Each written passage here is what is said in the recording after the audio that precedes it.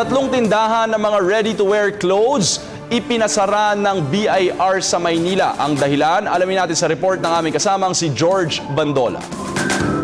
Tatlong tindahan ng mga ready-to-wear clothes ang ipinasara ng Bureau of Internal Revenue sa Maynila.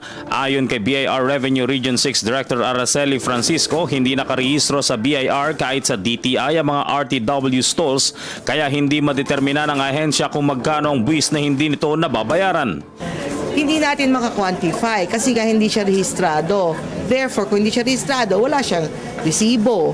Hindi rin siya nang-file kasi hindi siya registered establishment. So ito, malaking violation to kasi parang illegal pursuit of business kasi under the law, bago ka magnegosyo, mag-rehistro ka sa City Hall at sa BIR. Wala siyang rehistro as far as the BIR is concerned. So, malaking violation yon.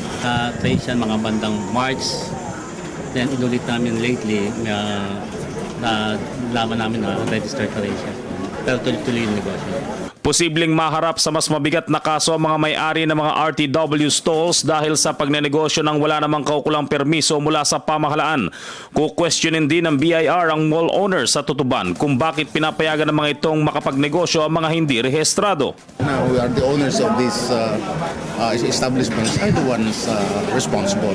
Bago nila tanggapin ng isang tenant, sigurado nila na i-register dyan. Kasi bakit po, hindi mo ba sa hanapan ng mga permits, registration si BIR? Kasi matitinda nga sa rito eh.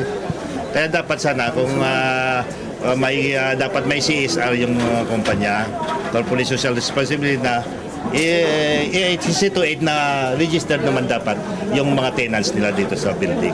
Dahil sa mga abusadong negosyante, mas papaigtingin ng BIR ang kampanya nito lalo pat inaasahan ang pagdagsa ng mga tao sa Tiangge sa panahon ng Pasko. Sa region ng Manila, ganito mostly yung mga taxpayers namin. Wala kaming masyadong malalaki. Madaming maliliit na taxpayers. Hindi mo sasabing maliit. Malaki ang mga kinikita nila. Ito nga nabigla ko. Di naman nag-expand pa siya. Ang talang siguro mga after 2 weeks ikakandado din namin yung isa. Kaya tuloy-tuloy na may mapping namin tsaka yung paghahanap ng mga ganyan. Actually ngayon yung ito, bukod sa rito, meron pa kaming dalawa na isasapan. Kaya tinitingnan ko pa, baka mga kasunod na rin yan, may mga surveillance pa rin kaming ginagawa. Para sa Telebisyon ng Bayan, George Bandola.